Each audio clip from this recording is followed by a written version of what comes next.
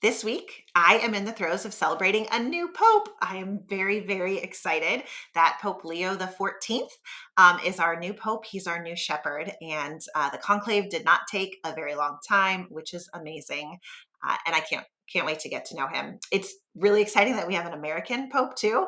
I honestly did not think that this would ever happen. That we would live to see this day. So it's a very, very exciting time to be alive.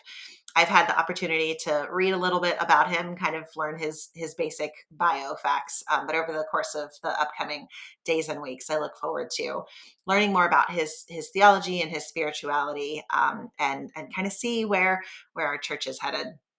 And whether you are super excited or terribly nervous or somewhere in between, the best thing that we can be doing for Pope Leo XIV is to pray for him.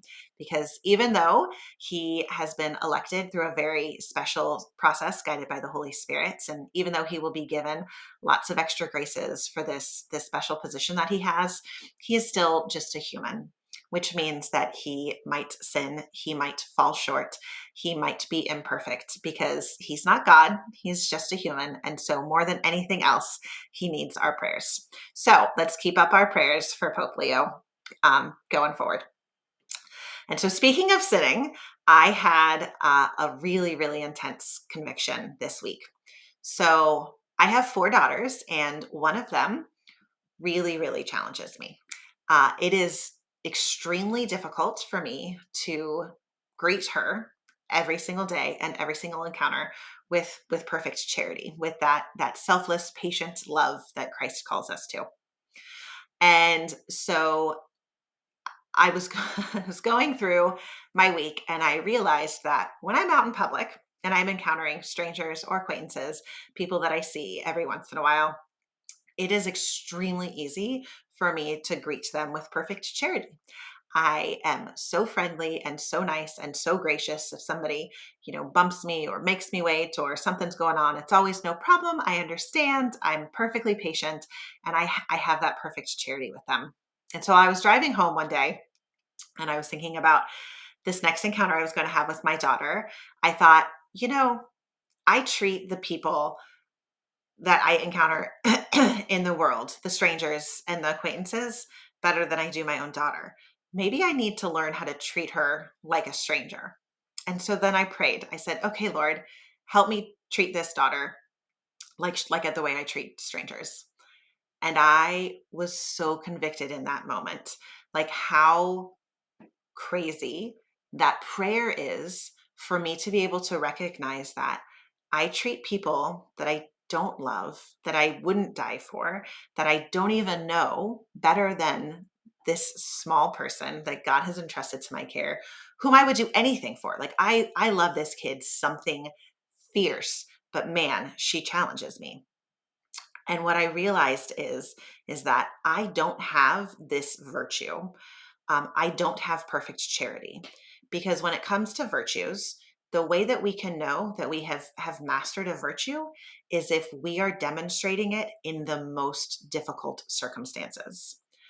But what has happened to me is that because I demonstrate it so well in these really shallow, easy encounters, I have been living in the delusion that I do have perfect charity, that I am a kind, loving, patient person because I demonstrate this all of the time in very, very easy encounters. But then when I'm challenged, that's when my vices start to rear their heads, my impatience and my anger and my frustration and my resentments and all of these vices that just kind of like stew under the surface. And I am able to keep that a lid on that little jar of vices when I'm out in public, when I am with other people who don't really know me, who don't push my buttons, who I don't have to deal with for very long periods of time. All they see is this perfect virtue. And yet when I'm home, man, that lid pops off and my immediate family sees the side of me that I wish didn't even exist. And so I was so grateful to the Lord because he was able to help me recognize that I don't have this virtue mastered and that that's what I need to grow in. All this time, I've been thinking I didn't need to grow in it because I thought I had it because I demonstrate it every once in a while. But now I know that because I can't demonstrate that in this one particularly challenging relationship, it means that I haven't mastered it yet. I'm growing in it, I'm working in it. And of course, this improvement is not going to happen overnight. I will have to keep praying and practicing and failing and asking for forgiveness, and then praying and practicing and then failing and then asking for forgiveness, and over and over and over again. And I will continue to do this until I really have mastered this virtue. And this might be something that I have to keep working on until the day that I die. And I will never stop trying. But what a gift it is to be able to see where my shortcomings are. Because if I'm not aware of it, then I have no opportunity to work and grow in it.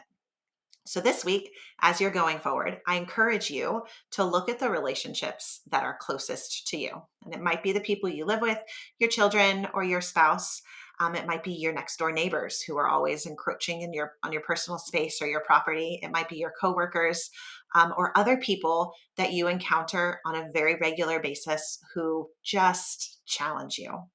And when you are with them and when you are being challenged, what vice rears its head? And when you see that, then you can recognize which virtue you need to grow in, because of course there's an opposite virtue to every vice. And until we recognize these, we can't start doing the work to grow in that virtue. But as soon as we do recognize them and we ask God for help, He will come through in droves. That is all I have for you today. I'm Maria Riley, just a sinner in the throes of trying to be a saint.